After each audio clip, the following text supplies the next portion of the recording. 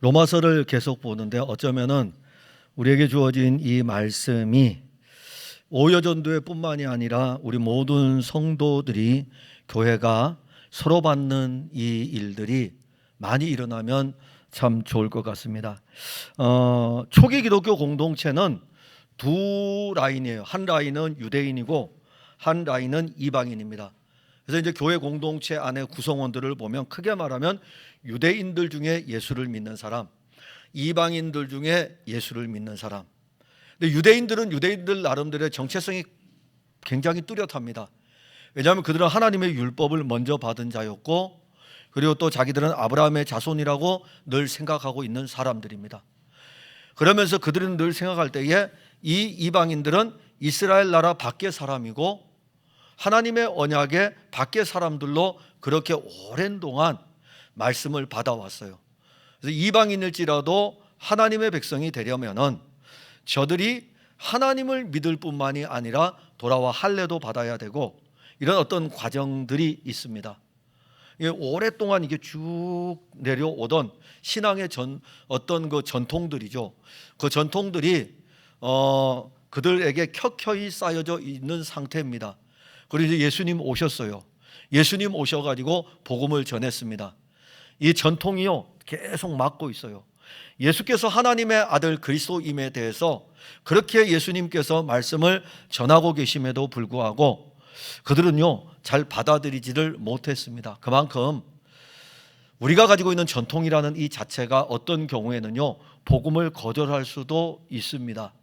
복음을 거절할 수도 있을 뿐만이 아니라 복음을 거절할 수 있을 정도면은 복음을 받아들였다면은 어떠하겠습니까? 은혜죠.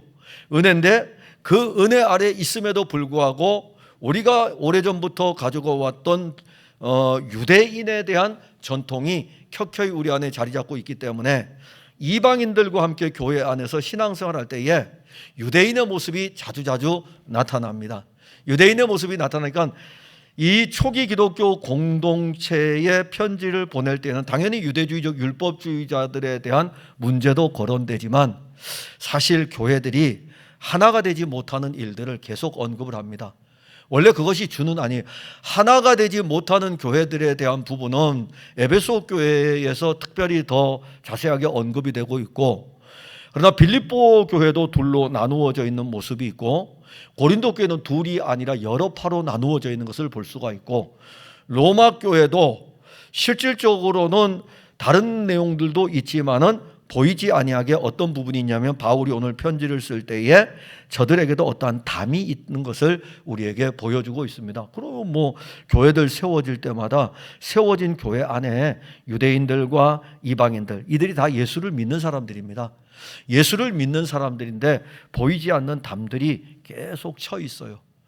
바울은 편지를 쓰면서 공통적으로 이러한 부분을 어떻게 깨트려 나가야 될까? 이게 바울의 사역에 굉장히 중요한 어떠한 관점이기도 했습니다. 그런데 바울은 이러한 내용들을 언급을 하면서도 끊임없이 끌고 가는 이 부분을 깨트릴 수 있는 부분은 복음이신 그리스도밖에 없다는 것을 어느 교회에 편지를 하든지 간에 동일하게 그렇게 말씀을 하고 있습니다.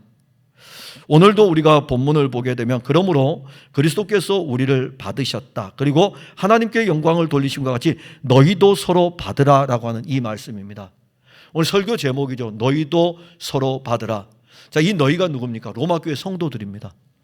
로마교회 성도들에게 이 편지를 쓰고 있기 때문에 너희도 서로 받으라 이거예요. 누구를? 편지를 쭉 쓰러간 내가 보면 써내려가는 내용을 보게 되면 앞부분 8절은 할례에 대한 부분을 언급할 때 유대인을 이야기하고 있고 뒤에 부분에 가게 되면 이방인들에 대한 부분을 길게 설명을 하고 있는 것을 볼 때에 로마 교회 안에 구성되어져 있는 유대인과 이방인 서로가 받아라, 서로가 받아주라는 것이죠.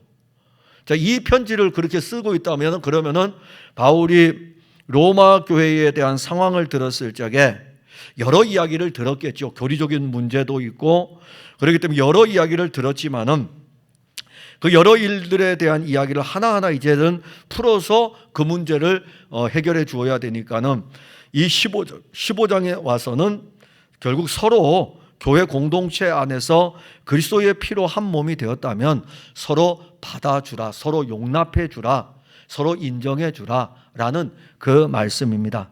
그래서 오늘 여기 7절에 먼저 그러므로 그리스도께서 우리를 받으셨다, 먼저 이렇게 시작합니다. 그리스도께서 우리를 먼저 받으셨어요. 유대인도 받으셨고 이방인도 받으셨습니다. 바울이 우리를 받았다, 이 말씀은 나 같은 사람도 받았는데 바울은 원래 유대인이잖아요. 유대인, 우리를 받았다 이겁니다. 바울이 여기서 우리라고 하는 것은 더 나아가게 되면은요, 이 바울과 함께 동역하는 동역자들이기도 합니다. 바울과 함께 동역하는 자들은 유대인들도 있고 이방인들도 있어요. 같이 그리스도 예수의 일을 위해서 동역할 때에 우리도 다 그리스도께서 우리를 받아주신 것이다, 이렇게 말씀합니다. 이게 대단한 믿음이죠. 여러분들을 그리스도가 받으셨어요. 다 여러분들 이 모습 그대로 그냥 주님이 여러분들을 받으셨습니다.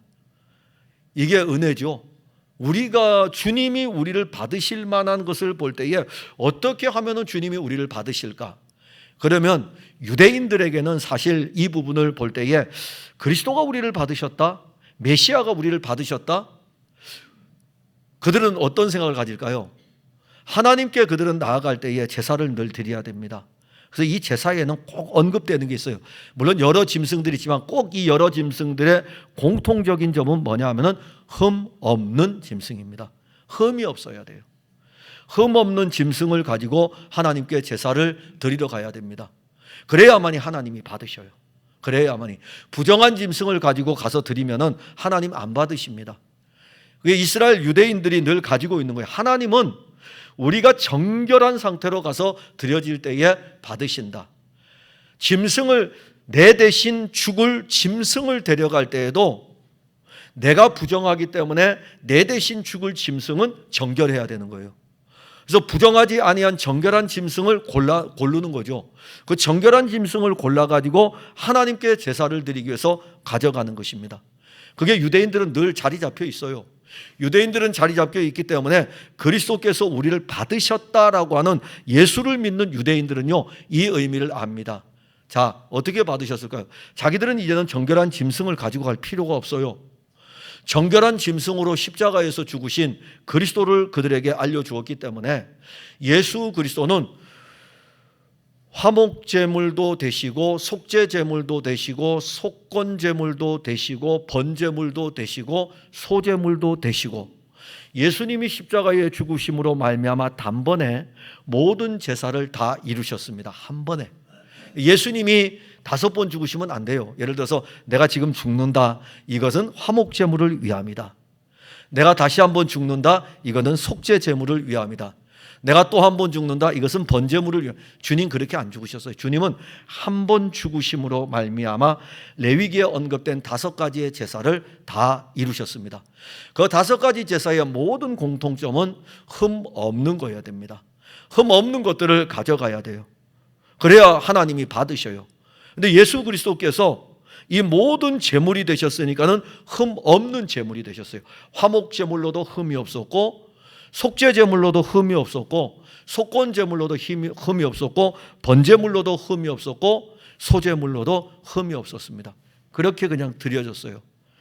그래서 그리스도께서 우리가 이렇게 그리스도 안에서 십자가를 통해 가지고 드려짐으로 말미암아 우리를 받으셨어요. 그 제물과 함께 그리스도 자신이 제물이 되시면서 우리를 그 제물과 함께 같이 가져가셔 가지고 부정한 우리를 정결하게 하여 주신 것입니다. 우리 스스로는 정결하게 될 수가 없죠. 그래서 구약의 시대의 유대인들은 제사를 통해서 정결에 대한 은혜를 입게 됩니다. 깨끗함의 은혜를 입게 돼요. 유대인들은 이 설교를 하면 금방 알아듣죠.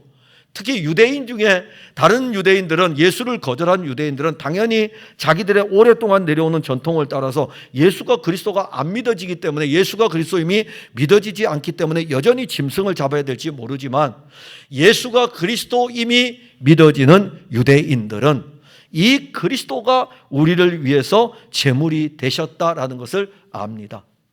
그래서 그리스도께서 우리를 받았고 유대인들도 받았고, 이 받음으로 말미암아 하나님께 영광을 돌립니다. 자, 하나님께 영광이다. 오늘 오후에 성경 공부 이거 끝나고 또 하게 되잖아요. 성경 공부에도 하나님 영광이 또 덜어 나옵니다. 여러분들은 사람의 제일 되는 목적이 무엇입니까? 라고 웨스트민스터 신앙고백 소요리 문답에 나오는 제1번의 물음. 사람의 제일 되는 목적이 무엇입니까? 하나님을 영화롭게 하고 영원토록 그를 즐거워하는 것입니다. 하나님을 영화롭게 하는 하나님의 영광이 무엇입니까? 라고 물어보면 이론적으로 무엇이라고 대답하겠습니까? 그런데 성경은 우리에게요, 이 부분을 가르쳐 줄 때에 그리스도께서 우리를 받으셔서 하나님께 영광을 돌리셨다는 것을 볼 때에 예수 그리스도가 그의 십자가의 죽으심으로 말미암아 유대인도 받으시고 이방인도 받으신 이 자체가 하나님께 영광이 되신 거예요. 그러니까 우리가 구원받은 이 자체가 하나님께 영광이 된 겁니다. 하나님 영광이 됐으니까 그 다음에 이제 바울이 써내려가는 편지의 내용은 뭐냐면은 그렇기 때문에 너희도 서로 받으라 이겁니다. 그리스도가 우리를 받았으니까 그리스도가 유대인을 받았고 그리스도가 이방인을 받았다 이거죠. 그러면 너희들이 지금 교회 안에서 유대인으로도 있고 이방인으로도 있고 함께 그리스도 예수를 구주로 고백하고 있는데 서로 받아야 되지 않겠느냐. 너무 이 담이 높았어요. 유대인하고 이방인이 초기 기독교 공동체 안에서 담이 너무 높았어요. 그래서 사도행전 15장에 가게 되면 바울하고 바나바가 안디옥에서 복음을 전하죠. 복음을 전해서 주 예수 그리스도의 복음을 전하니까는 이방인들이 예수께로 돌아옵니다. 그러니까 이 어떤 문제가 터지냐면은 그 이방인들이 돌아오니까 유대인들 중에서 그 문제를 제기를 하는 거예요. 그 이방인들이 우상을 섬기고 하는 이런 문제들이 거론이 되고 저들의 제사 문제가 거론되고 이렇게 쭉 거론되니까는 이게 하나의 어떤 일치된 사상, 어떤 신앙의 어떤 조직 신학이라고 할 수 없고 뭐라고 답을 정확하게 줘야 될 유대인과 이방인의 공통적으로 가져야 될 신앙의 고백 자체가 없었어요. 그래서 사도행전 15장에 최초로 예루살렘에서 이 사도들을 중심으로 해가지고 회의가 열리게 됩니다.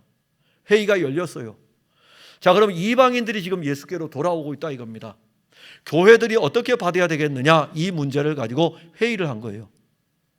그때의 유대인들 그 회의를 하면서 예수께서 그리스도임이 믿어지면 구원받은 것이라고 서로 인정을 합니다. 유대인도 이방인도. 또 하나는 이방인에게 하나를 부탁을 하죠.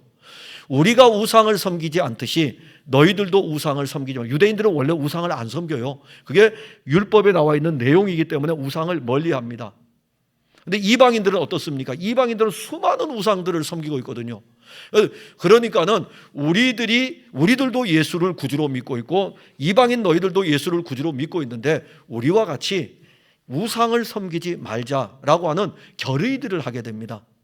그래서 교회는 최초의 공동체 공의회를 열어가지고 유대인들의 모임 속에서 예루살렘에서 이루어졌던 이 공의회를 통해 가지고 이방인들도 우리의 형제로 받아들이기를 합당하게 여깁니다. 그게 최초의 교회 회의였어요. 그런데 이 회의가 열리고 난 다음에 그 다음에 또 흩어져 가지고 복음을 전하면서 10년이 지나고 20년이 지나잖아요. 시간이 지나잖아요. 시간이 지나니까는 교회들이 여러 지역으로 흩어져 있으니까는 또 그 지역의 특성들이 또 나타나는 거예요. 교회들마다 이 문제 또 거론됩니다. 유대인하고 이방인하고 담이 또 생기는 거죠. 그래서 그 내용을 하면서 로마교회에 있는 모든 성도들이 유대인이든 이방인이든 서로 받으라. 서로. 유대인도 이방인을 받아들이고 이방인도 유대인을 받아들이라라고 말씀을 합니다. 그리고 난 다음에 8절에 유대인에 대해서 이야기합니다.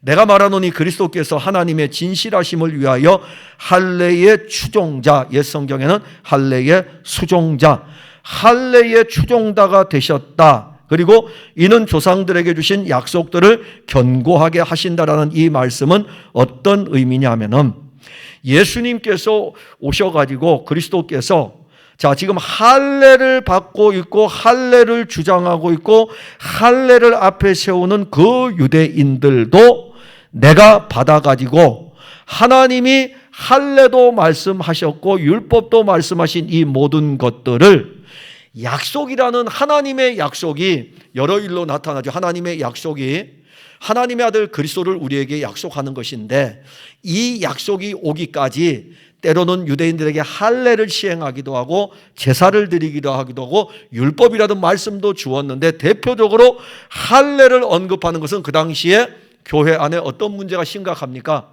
왜 이방인들은 예수를 믿어 하나님의 백성이 되었다면 할례를 안 받습니까? 라고 하는 문제가 심각한 거죠.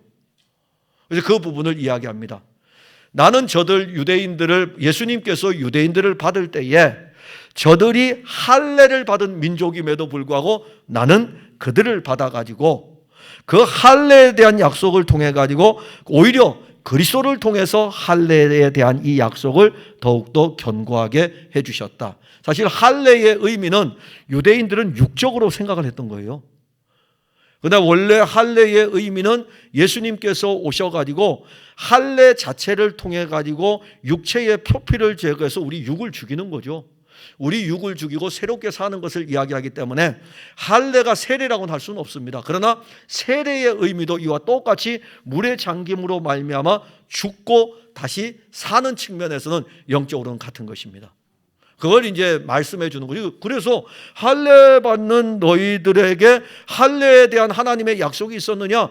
내가 너희들이 할례 받는 것을 따른 그걸 이야기해도 나는 너희들의 그 할례 받는 이 모든 것을 통해서 오히려 그 할례가 나를 통해서 하나님께서 약속하신 것을 나를 통해서 견고하게 이루었다. 그럼 결국 유대인들에게는요, 할례를 주장하지 말고 할례를 통해서 보아야 될 할례는 그림자이고 실제는 나니까 나를 통해서 하나님의 약속이 견고하여진 것을 너희들이 보라는 그 말씀인 것입니다. 이방인들은요, 이방인들에 대해서는 9절에 이야기하기를 그 긍휼하심으로 말미암아, 이방인들은 다른 게 없어요. 이방인들은 받은 게 없어요. 말씀을 받은 것도 없고, 그리고 이 말씀에 대한 할례를 받은 것도 없고, 이방인들은 아무것도 없어요. 단지 이방인들은 그 긍휼하심입니다. 그냥 하나님 아버지의 긍휼하심이에요. 아무것도 없어요. 하나님께서 여러 민족 가운데 아브라함을 택하셨고, 여러 사람들 가운데 아브라함을 택하셨고, 그리고 이 아브라함을 통하여서 한 아들을 약속하셨고, 이 한 아들로부터 이 땅에 오게 될 수많은 후손들을 약속하셨을 적에 이 공동체, 이스라엘 공동체, 그들에게는 하나님의 말씀을 주었고, 그리고 제사도 주었고, 성막도 주었고, 다 주었어요. 할례도 주었고. 그럼 나머지 밖에 있는 사람들은요? 나머지 밖에 있는 사람들은 받아본 적이 없어요. 그런데 이 밖에 있는 유대인 밖에 있는 하나님의 유대인들이 생각할 때는 하나님의 약속에서 밖에 있다고 생각했을지 모르지만 하나님께서는 말씀하시기를 내 긍휼이 그들을 붙들고 있다는 이 말씀을 하고 있는 것입니다. 이방인인 우리들은요, 실질적으로 하나님의 긍휼이 우리를 구원하여 주신 거예요. 하나님의 긍휼이. 아무리 여기 여러분들 똑똑하고 이쁘고 잘생기고 모든 걸 가지고 있어도 우리의 구원은 하나님이 그 긍휼하심으로 우리를 구원하셔가지고 하나님께 영광을 돌리게 했는데, 자, 여기도 하나님의 영광이 나옵니다. 유대인에게도 하나님의 영광이 그리스도, 이방인에게도 하나님의 영광이 그리스도. 그러기에 이 둘은 하나님의 영광 가운데 서로 존재하고 있기 때문에 이 둘은 서로 받아주어야 돼요. 유대인들도 이방인을 받아주고 이방인들도 유대인을 받아줘야 되는데, 그 내용을 9절부터 어떤 말씀을 하고 있냐면은 구약 성경에 기록되어져 있는 열방에 대한 부분들을 딱 뽑아내 가지고 바울이 로마서를 기록할 때에 열방에 대한 글들이 기록되어져 있는 구약 성경을 뽑죠. 그래서 9절에는 기억해 가지고 시편 18편 49절, 10절에 열방에 대해서 표현할 때는 신명기 32장 43절, 11절에 또 열방에 대해서 나올 때는 시편 117편 1절, 12절에 이새의 뿔이 곧 열방을 다스리고, 또 열방에 나올 때 이사야서 10장 11장 10절 해가지고 구약의 성경들을 하나하나 다 갖다 주면서 열방에 대해서 이야기를 합니다. 이 열방이 이방인들이죠. 이 열방이 이방인들이고, 이 열방을 다스리기 위해서 이새의 뿌리에서 한 사람이 일어났고, 하나님께서는 그의 아들을 보내실 때에 이새의 아들 다윗의 혈통을 통하여 가지고 하나님의 아들을 이 세상에 보내신 것입니다. 그래서 이방인들도 구원을 얻을 때에는 예수께서 그리스도이심을 믿음으로 말미암아 구원을 받은 것을 말씀하는 거죠. 유대인들에게도 이 모든 것들에 대해서 약속을 견고하게 하신 분이 예수 그리스도고, 이방인들에게는 긍휼의 풍성하심으로 말미암아 그들을 거저 건지셔 가지고 예수 그리스도에 대해서 말씀합니다. 그러면 서로 자랑할 것이 있을까요? 없어요. 그러니까 오늘날 우리가 교회를 다니면서 우리에게서 자랑될 만한 것들은 사실 없습니다. 왜 없냐 하면은, 오늘의 우리가 유대인들은 누구를 가리켜 유대인이라고 하면 좋겠습니까? 교회 다닌 지 오래돼 가지고 우리가 오랫동안 신앙생활을 하면서 온 사람은 유대인들과 유사한 모습을 가질 수가 있습니다. 그래서 교회를 가게 되면요, 항상 뭐가 쳐져 있냐면은 기득권을 가지고 있는 사람들하고 새로운 사람들하고 보이지 아니한 담이 딱 쳐 있습니다. 이 담을 이제는 교회가 헐어야 돼요. 그 담을 허는 부분에 대해서 바울이 만약에 성령의 감동을 받아 이 시대에 편지를 쓰면은, 우리 풍성한 교회에 편지를 쓰면 유대인에 대해서 편지를 안 쓸 것입니다. 그냥 교회를 오래 다닌 성도들에 대해서 편지를 쓸 거예요. 교회를 오래 다녔기 때문에 우리가 생각하는 뭐가 있을까요? 유대인들은요, 유대인들이 가지고 있는 자기들의 말씀의 관이 있어요. 이 말씀의 관을 통해 가지고 정결이라는 부분으로 들어가기 때문에 이방인들은 그들에게는 항상 부정한 거예요. 이 부정한 이들이 어떻게 우리와 하나가 될 수 있을까? 자기들은 이 부정하지만은 정결 예식을 거치기 때문에 우리는 그래도 다르다라고 하는 유대인들의 사고가 있습니다. 오늘날 교회 안에 유대교적 사고를 가진 사람들이 누구냐 하면은, 우리의 옛 전통을 가지고 우리가 예를 들어서 우리 풍성한 교회니까 풍성한 교회를 이야기한다 그러면은, 풍성한 교회에서 자라온 전통들이 있습니다. 이것이 여러분들 안에 모르게 켜켜이 이렇게 쌓여져 가지고 하나의 담을 이루었어요. 처음에는요, 벽돌 한 켠만 딱 쌓았는데 그냥 넘어 다닐 수가 있었는데, 또 1년 지나면서 한 켤 또 쌓았어요. 10년이 지나간 10개를 올렸더니 이제 가슴까지 왔어요. 20년 동안 풍성한 교회를 다니다 보면은 넘어섰어요. 이제는 이쪽에서 저쪽으로 서로 교통할 수 없도록 그렇게 담을 쌓아버립니다. 그게 우리 교회만의 일이 아니고 한국 교회의 대부분의 교회들은요, 먼저 그 교회에서 신앙생활한 사람들이요, 자기들의 오랫동안 교회에서 가지고 있는 전통을 따라 가지고 담을 많이 쌓아 놓습니다. 그래서 어떤 교인들이든지요, 새로운 교회에 가서 등록을 해가지고 신앙생활하면은 기득권의 이 담을 뚫지를 못합니다. 그래서 성도들이요, 기득권으로 이 담을 뚫기 위해서는 온갖 노력을 다 해야 돼요. 근데 온갖 노력을 다 해도 그 담을 뚫기가 힘들어요. 결국 누가 풀어주시냐면 말씀이 풀어가야 돼요. 말씀이 이 담을 헐어야 돼요. 유대인과 이방인은 이보다 더 높은 담입니다. 오늘날 교회가 쌓은 담보다 유대인과 이방인의 담은요, 이거보다 더 높아요. 더 높아가지고요, 서로 가까이 할 수 없습니다. 여러분들이 잘 알다시피 갈라디아 교회에 바울이 편지를 쓸 때에 베드로의 외식을 지적을 하죠. 그게 담이에요. 사도도 그런데요, 사도도 유대인이 이방인하고 같이 식사하는 것은, 자기들은 선민인데 부정한 그들하고 같이 밥 먹으면 부정해지니까는 유대인들하고 원래 유대인들이 이방인하고 식사를 같이 안 합니다. 안 하는데 베드로가 같이 식사를 하다가 바울이 들어오니까는 안 먹은 것처럼 와서 딱 이렇게 외식하는 그 모습을 보여주거든요. 그게 담이에요. 담입니다. 그래서 오늘 바울은 로마 교회 편지를 쓰면서 이 담을 지금 헐려면은 서로 받아주는 것을 이야기하는데, 누구로 가져갑니까? 그리스도께서 유대인을 받으셨고 그리스도께서 이방인을 받으셨고, 그래서 유대인에게는 할례에 대한 문제를 가지고 하나님의 약속으로 이 받으신 일들을, 이방인들에게는 하나님의 긍휼로, 이 두 개가 다 똑같아요. 그리스도로 말미암아 서로 받은 바 되었기 때문에 너희들 유대인들도 너희들 이방인들도 서로 받으라, 이렇게 말씀하는 것입니다. 교회는 다 받을 수 있어야 돼요. 교회는 그리스도 안에서 한 몸의 공동체를 이루었기 때문에 서로 받을 수 있어야 됩니다. 우리 교회에 처음 등록한 사람도 여러분들이 받을 수 있어야 되고, 요즘 우리 교회 또 제가 이렇게 보면은요, 우리 교회를 등록하시는 분들을 보면은 몇 주 동안은요 교회 잘 보여요. 그래서 설교를 쭉 들어요. 들으시고 나면은 이제 저는 여기서 보잖아요. 이제 이제는 거의 대부분들이 또 다 등록을 했어요. 그러면 또 어떤 분들이 보이냐면은 전혀 새로운 사람들이 또 보여요. 그분들은 처음에 또 등록 안 하셔요. 얼마 좀 지나고 나면 또 등록하시면, 그럼 다 등록교인이 또 돼요. 그러면 또 등록하지 않은 분들이 또 보여요. 그럴 때에 여러분들이 이걸 어떻게 받으셔야 되냐 하면은 그리스도가 여러분들을 받으셨듯이 그렇게 그분들을 받으셔야 됩니다. 너무 담을 높이 쌓지 마세요. 그리고 또 여러분들이 가지고 있는 풍성한 교회의 모든 기득권까지도 그리스도 앞에서 내려놓으셔야 됩니다. 그걸 서로 받아주는 거죠. 그러면 성도들이요, 여러분들이 앞으로 해야 될 숙제는 오여전도 회장님, 어떻게 이 숙제를 앞으로 오여전도에 해당되는 성도들도 올 거예요. 그분들을 어떻게 받아줄 것인가. 오늘 찬양 중창 오늘 특송을 했는데 특송하신 이분들이 우리만의 담을 딱 쌓아놓으면 어느 누구도 이 담 안에 들어갈 수가 없습니다.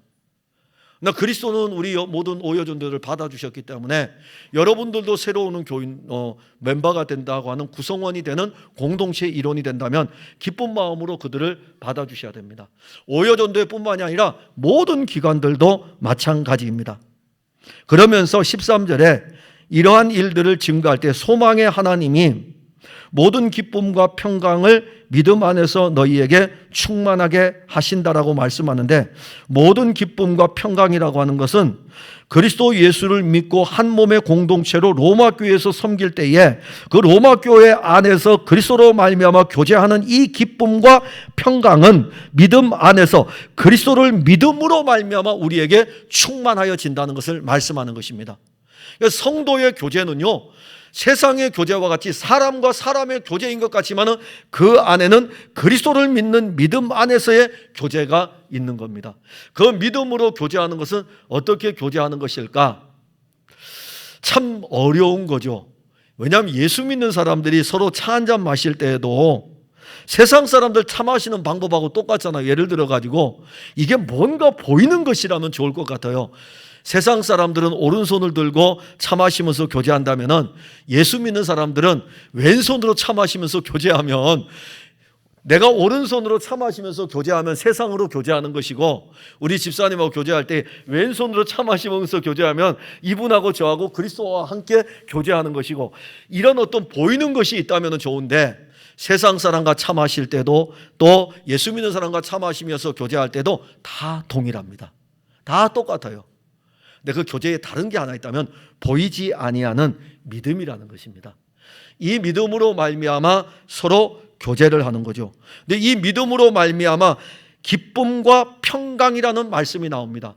그러니까 그리스도 예수를 믿는 믿음으로 그리스도가 우리에게, 유대인에게 기쁨을 주고 유대인에게 평강을 주는 분도 그리스도고, 이방인에게 기쁨을 주고 평강을 주는 분도 그리스도고, 서로가 이 믿음 안에서 교제할 때에 그리스도 예수로 말미암은 기쁨과 평강이 서로에게서 넘치게 되는 것입니다. 사실 이것이 바로 모든 것을 허는 해답이에요. 우리 다 다릅니다. 우리 서로 앉아 있어도요, 인물도 서로 다 달라요. 한번 옆 사람들 한번 보세요. 한번 보세요. 그냥 연세 드신 분들은 이렇게 보면은 그래요. 정민정 집사님하고 서소희 집사님 두 분이 얼굴 봤는데 누가 더 이뻐요? 자, 우리는 서로 인사하고 서로 교제하며 지낼 때에 어떤 경우에는 저 사람 나보다 좀 잘생겼네? 난 저 사람보다 좀 잘생긴 것 같아. 난 저 사람보다 키가 커. 아니면 또는 교제할 때에 저 사람이 학력이 어떻게 되더라? 난 저 사람보다 공부를 더 많이 했네? 저 사람 아파트가 몇 평이더라? 난 저 사람보다 아파트 평수가 크네? 그러면서 우리는 신앙의 담을 하나하나 긋고 있습니다. 거기에는 기쁨이 없고 평강이 없습니다.